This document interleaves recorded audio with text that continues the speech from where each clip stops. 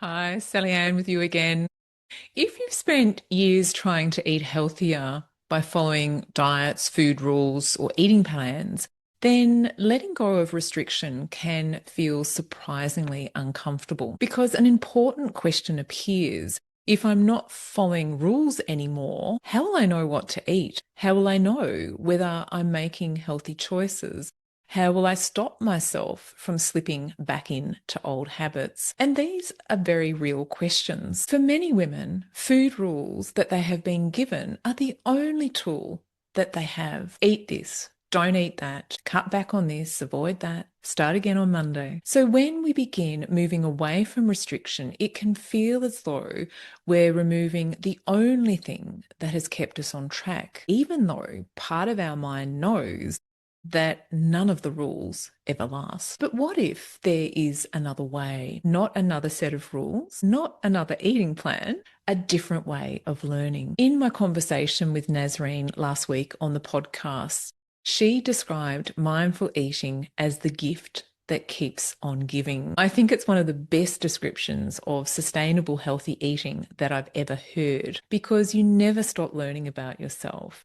And learning is what gradually replaces those old food rules. One of the things I've noticed over the many years of working with women is that we can stop dieting long before you stop thinking like a dieter. I sometimes describe it as the old dieting software still running quietly in the background.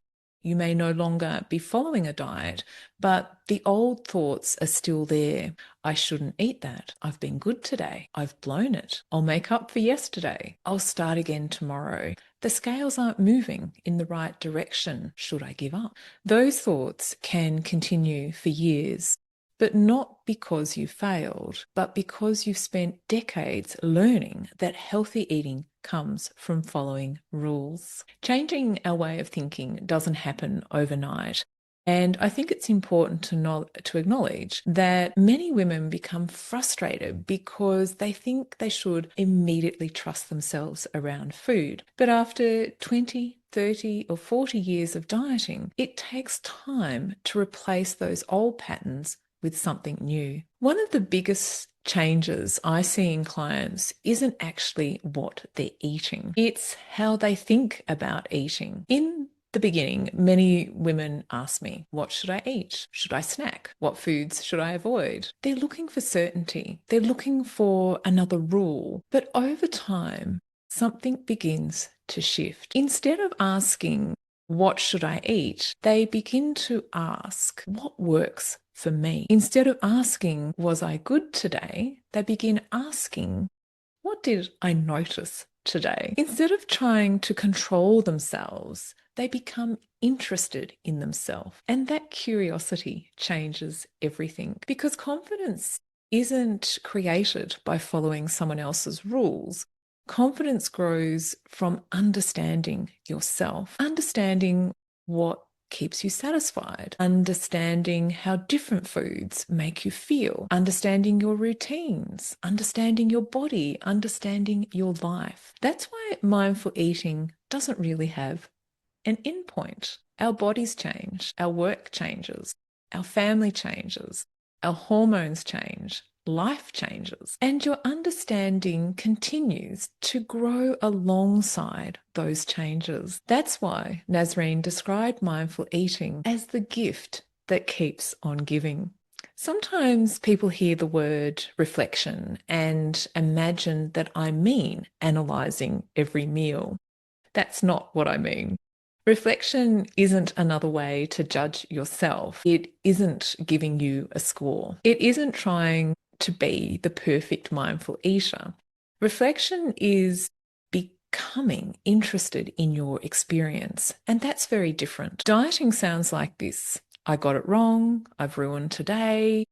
I need a stricter rule. Reflection sounds more like this. That was interesting. I hadn't noticed that before. I wonder what's happening here. One approach closes the conversation and the other opens it. One creates shame. One creates understanding. Diet mode or following strict rules often follows this pattern: judge, restrict, restart. But mindful eating and reflection follows a different path. It's notice, reflect, and learn.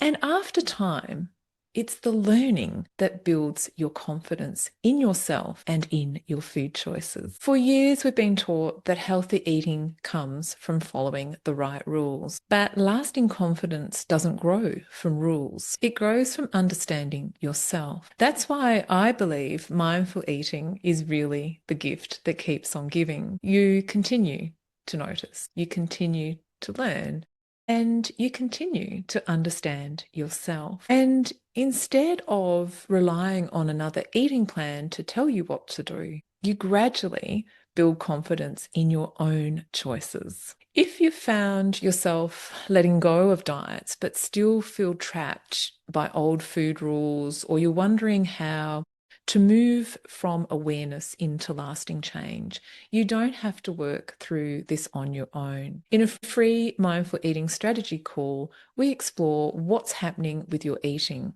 the old patterns that may still be influencing your choices, and what a personalized next step could look like for you. You'll find the link in the show notes. Until next time, remember, healthy eating isn't about finding better rules. It's about understanding yourself well enough to make choices that truly nourish you. If you've enjoyed this episode, please let us know. Share it on your social media pages or with a friend. This brings us to the end of Series 8. After a few weeks' break, we'll be back to support you in the months leading up to Christmas. Yes, the last quarter of the year. In the meantime, please catch up on previous episodes. Take care, and I look forward to sharing with you again soon.